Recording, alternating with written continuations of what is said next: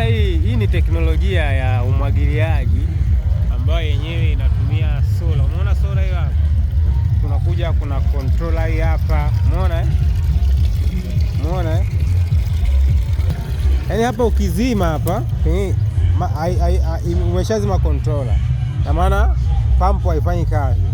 Ukiwasha hapa, umeona utaona pampu itaanza kufanya kazi hapa. Umeona pampu.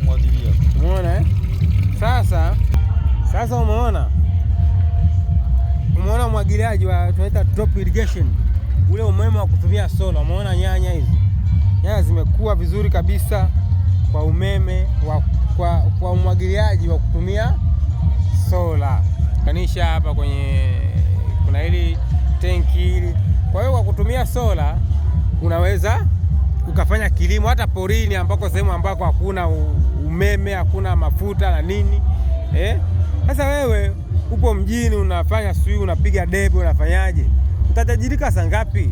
Yaani hata bila kutumia umeme wa TANESCO, bila kutumia petroli au nini, unaweza ukalima sehemu yoyote na ukafanya umwagiliaji kwa kutumia sola.